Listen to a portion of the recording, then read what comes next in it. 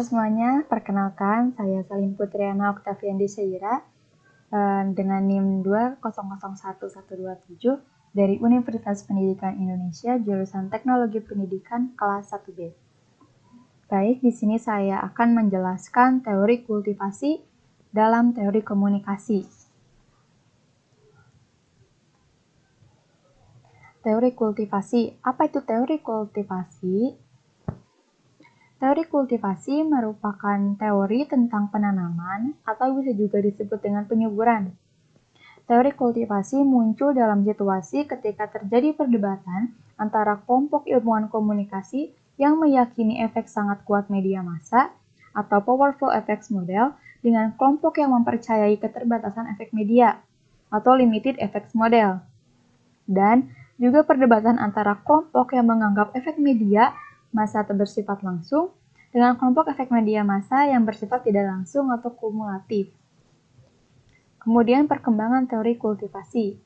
Teori kultivasi ini di awal perkembangannya lebih memfokuskan kajiannya pada studi televisi dan audiens, terutama televisi, khususnya pada tema-tema kekerasan di televisi, karena keterpakuan pada satu media ini membuat keragaman dan alternatif informasi yang mereka miliki menjadi terbatas.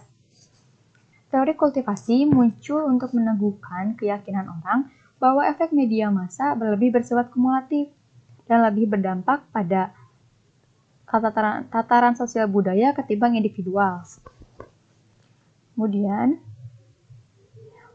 menurut teori ini, media massa khususnya televisi diyakini memiliki pengaruh yang besar atas sikap dan perilaku penontonnya.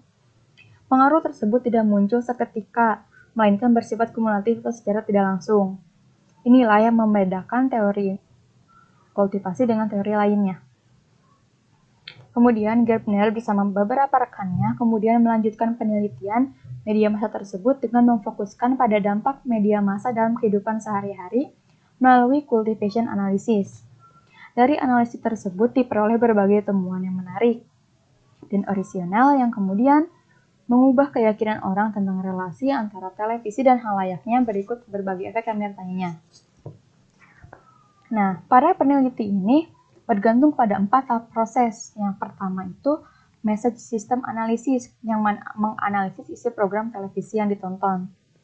Yang kedua ada formulation of question about viewer social realities, yaitu pertanyaan yang berkaitan dengan seputar realitas sosial penonton televisi. Yang ketiga, survei di audiens, yaitu menanyakan kepada mereka seputar apa yang mereka konsumsi dari media. Yang keempat, membandingkan realitas sosial antara penonton berat dan orang yang jarang menonton televisi. Nah, berdasarkan banyaknya waktu yang dihabiskan untuk menonton, maka penonton televisi dikelompokkan menjadi 2 kategori. Yang pertama itu light viewer, dan yang kedua adalah heavy viewer. Nah, apa sih bedanya antara light viewer dan heavy viewer? Yang pertama light viewer, penonton ringan, artinya penonton ringan, dalam arti menonton rata-rata 2 jam per hari atau kurang dan hanya tayangan tertentu. Biasanya mereka ini cuma menonton hanya 1 tayangan dalam waktu yang sebentar, tidak lama. Kemudian yang kedua ada heavy viewer, yaitu mereka yang menonton rata-rata 4 jam per hari atau lebih dan tidak hanya tayangan tertentu. Mereka biasanya menonton 2 sampai lebih tayangan. Jadi kesimpulannya, teori kultivasi ini banyak dipakai dalam penelitian oleh para peneliti yang ingin mengetahui dampak dari televisi yang merupakan bentuk media massa.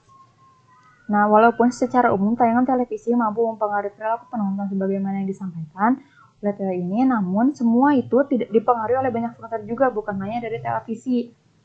Oleh karena itu, faktor-faktor ini perlu menjadi pertimbangan dalam membuat sebuah pernyataan bahwa perilaku halayak tidak sepenuhnya dipengaruhi oleh televisi. Sekian yang dapat saya sampaikan. Saya undur diri, mohon maaf atas segala kesalahan. Wassalamualaikum warahmatullahi wabarakatuh.